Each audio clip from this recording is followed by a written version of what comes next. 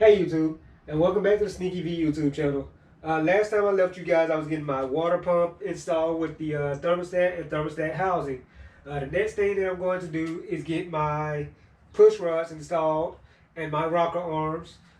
So that's enough talking, I guess. Let's go ahead and get it done. Basically, these push rods are just pieces of steel. They're it's called chromoly steel. They're pretty strong. These are 7.625 inches long. It's kind of written right there. The ones that I actually measured for were actually 7.640 inches. But several thousandths of an inch aren't going to make a whole lot of difference because, like I said in a previous video, my rocker arms are actually adjustable. So basically, these guys just slide down into the lifter seats here. It's seated to the lifters there.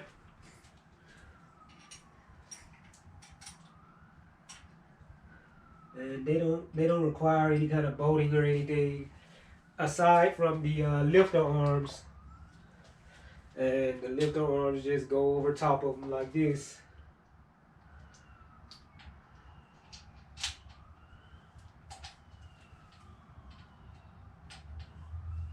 Make sure they're in place before I torque them down.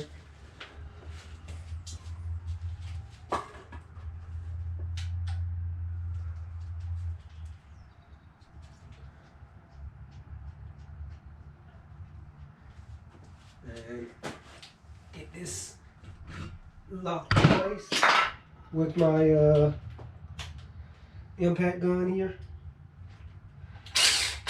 Just to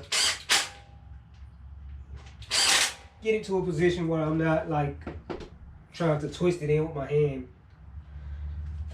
And now I take that because these guys need to be torqued down to 240 inch-pounds.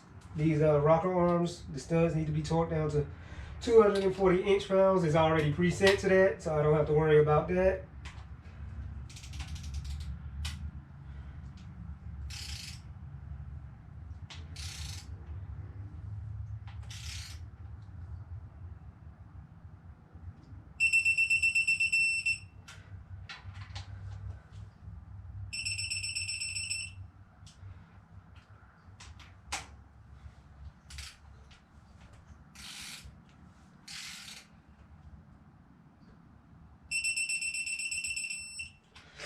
240 foot-pounds on those 3 bolts, and those guys are in place. Now I'm gonna bring you guys over here a little closer to the engine so that you guys can actually see what's going on. So with the push rods in place on top of the lifters down here, all they do is transmit the motion of the lifters. When the lifter moves up, the push rod moves up, and so does the backside of this rocker arm here, which acting on this fulcrum that is the rail that the rocker arms ride on, pushes down on the other side, which opens the valve.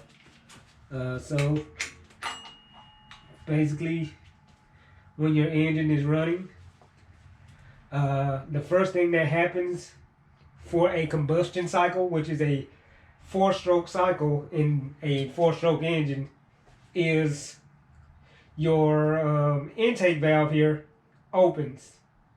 So let's say your piston is at the bottom of the cylinder, or no, at the top of the cylinder. So your piston is at the top of the cylinder. Your piston starts moving down the cylinder. As soon as your piston starts moving down the cylinder, your intake valve opens, allowing your piston to suck air into the engine. You can see it just moved down and opened up. Okay? Now, at the bottom of this cylinder, when the piston reaches the bottom of this cylinder, your valve closes. Your arm here closes the valve, which then starts your compression stroke, at which point your piston moves back up the cylinder to compress the air that it just soaked in, the air and fuel that it just soaked in. It needs to do that because, like, if you just lit the air off while the piston was at the bottom of the cylinder, it just burned and not push the cylinder back down. So it moves, your piston moves back towards the top of the cylinder, and when it reaches the top of the cylinder, you are then in your ignition stroke, or your power stroke. Your power stroke pushes the piston back down with the force of the air fuel mixture igniting. It forces your piston back down to bottom dead center, and then your piston comes back up via the momentum from the flywheel, and it forces those gases, those burnt spent gases, back out of the exhaust side here, and then it just continuously does that over and over. It just does it over and over for every one of these. So what I'm gonna do now is I'm gonna go through and get the rest of these installed on both sides, and then I can get my valley cover back on. Then I can put my valve covers on. So let's move you guys back over here. And I think I'm gonna probably set up a time lapse here because it's gonna take a second to get all these on and in. So I'm gonna get to work, and that's gonna be it.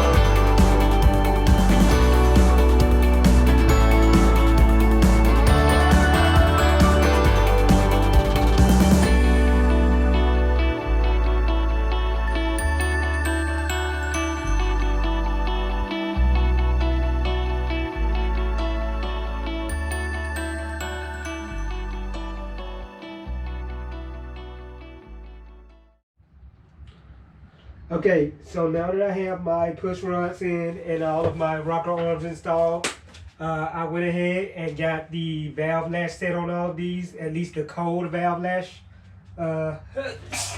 Excuse me. Once this engine warms up, like once I get it running and it warms up, I'm going to need to reset the valve lash while it's hot because, you know, as I stated before on some other thing, metal expands when it's hot, so it's going to need to be adjusted again. Anyways, for now, I'm going to get my valve covers installed. And these are just like black anodized valve covers from Summit Racing.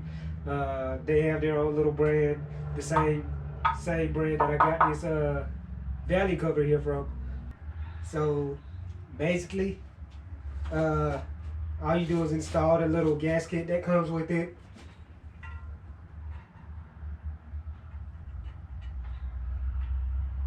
And it just kind of slots into this little groove that's built into the valve cover here.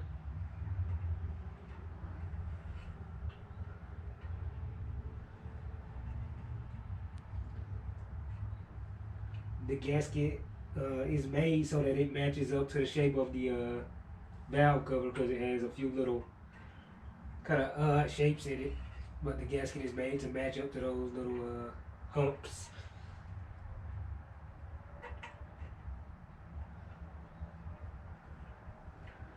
And it just goes in like that. Valve cover goes over your valves. Obviously, it's a valve cover.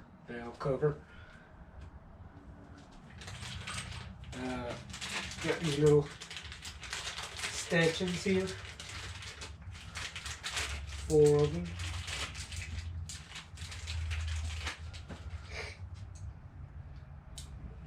And they just push down into these 4 little holes on top of the valve cover here.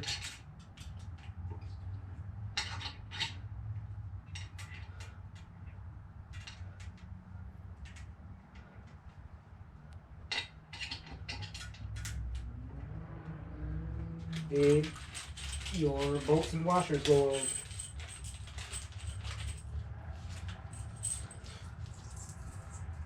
One washer, 1 bolt. First hole. Second hole.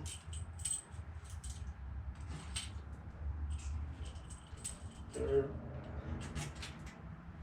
And fourth. Go ahead and get these started with my hand while I tighten them down.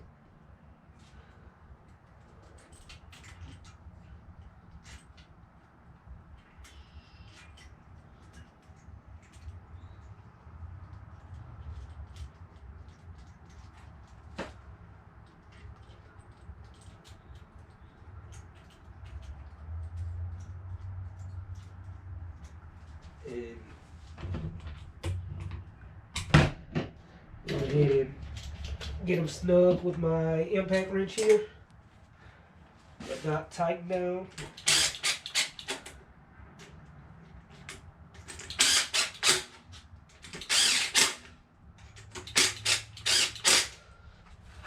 And these are torqued down to 105 inch-pounds. So get that done. My wrench is already preset.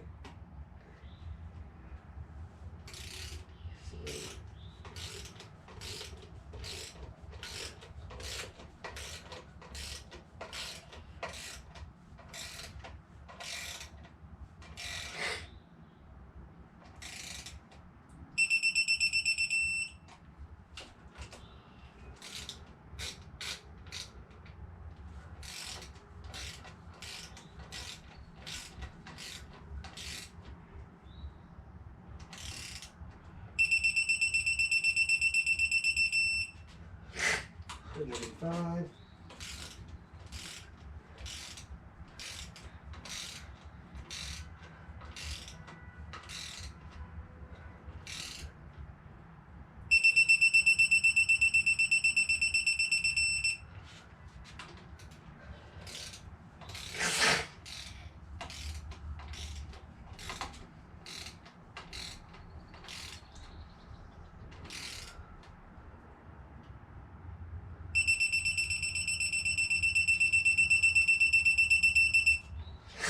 $105, and that's pretty much it for the the lifters, push rods, valves, rocker arms, and valve covers.